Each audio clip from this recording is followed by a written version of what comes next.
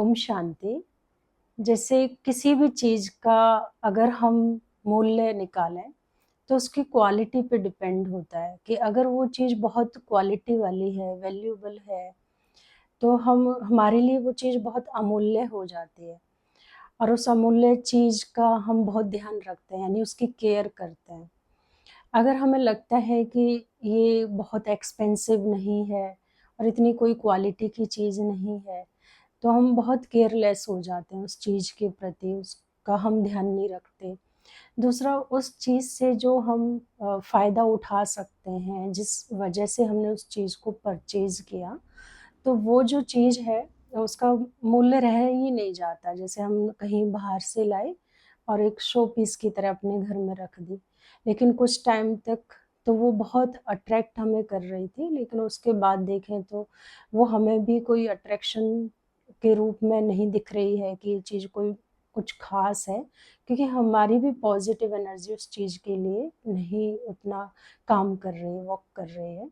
परमपिता परमात्मा आज की मुरली में यही बात कह रहे थे कि हमारा जो जीवन है, वो बहुत अमूल्य जीवन है।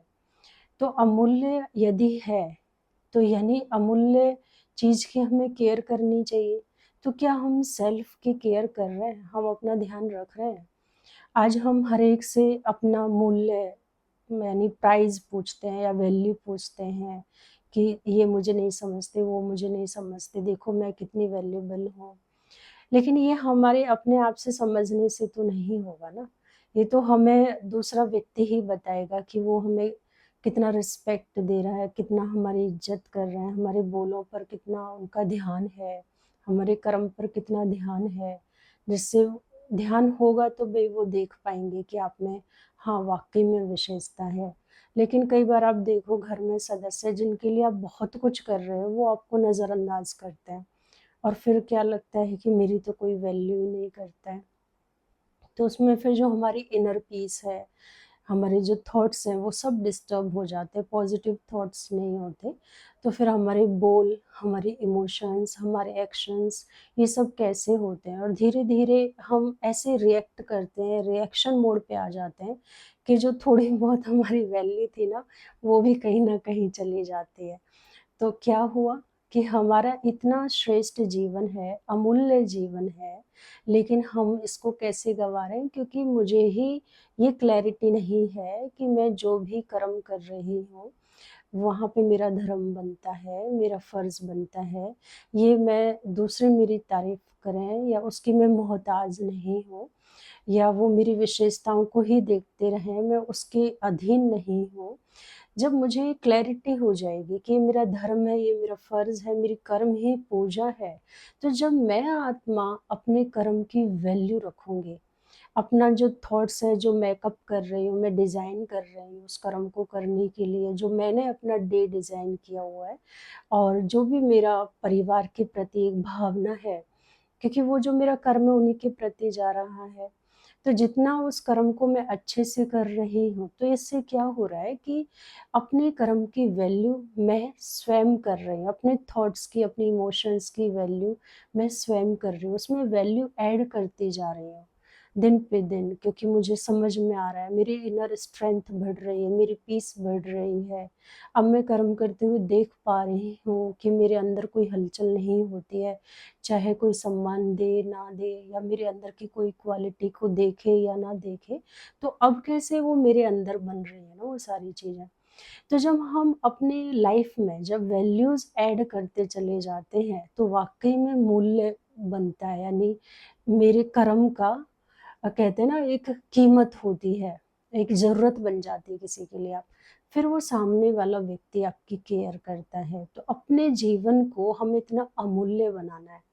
तो उसके लिए परमात्मा कह रहे थे कि बहुत ऑस्पिशियस ये टाइम चल रहा है, तो मैं अपने टाइम, अपने थॉट्स, इमोशंस, कर्म हर चीज़ की वैल्यू करूँ। जब तक मैं नहीं करूँगी, मैं अपने इन चीज़ों का ध्यान नहीं रखूँगी, तो दूसरे भी नहीं रखेंगे। तो इस पर एक मुझे कहानी भी याद आती है कि एक व्यक्ति लकड़ी काटता था और राजा के पास गया। काम के लिए, तो उसका क्योंकि काम ख़त्म होता जा रहा था, कहीं कोई काम नहीं मिल रहा था, तो राजा ने कहा, अच्छा चलो आप ये बताओ आप करते क्या? उसने कहा, मैं लकड़हारा हूँ, मैं लकड़ी काटता हूँ। तो राजा ने उसको चंदन का खेत दिया कि तुम अब ये लो, है ना? तो उसको ये ज्ञान ही नहीं था चंदन का ये खेत है, उसको लगा कि ये बाग जो मुझे दिया है ऐसी नॉर्मल पेड़ है। तो उसका काम क्या था, लकड़ी काटता था, कोयला बनाता था और फिर बेचता था।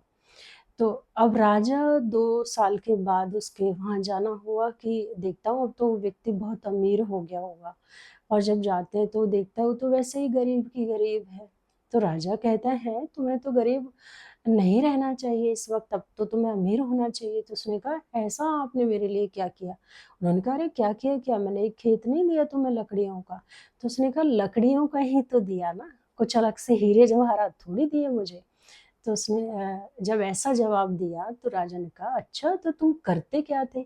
उसने कहा कि मैं काटता था, जलाता था, कोयला बनाता था, बेचता था। तो राजा ने कहा, अच्छा कोई टुकड़ा पड़ा है उसका? तो उसने कहा, हाँ हाँ पड़ा है। तो एक छोटा सा टुकड़ा उस लकड़ी का था। तो राजा उसको साथ लेकर के गया एक शॉप पर और उसको बेचना चाहा और पूछा, इसका मूल्य क्या है?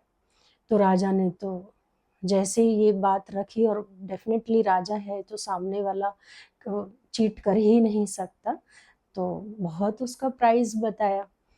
तब उस व्यक्ति को उस चीज की वैल्यू हुई। तब राजा ने कहा, ये आम लकड़ी नहीं थी, ये चंदन की लकड़ी थी। तो तुम तो कितना माला माल बन जाते अगर तुम जलाते नहीं, कोयला नहीं बनाते और ऐसे बेचते, इतना ही टुकड़ा इतना महंगा।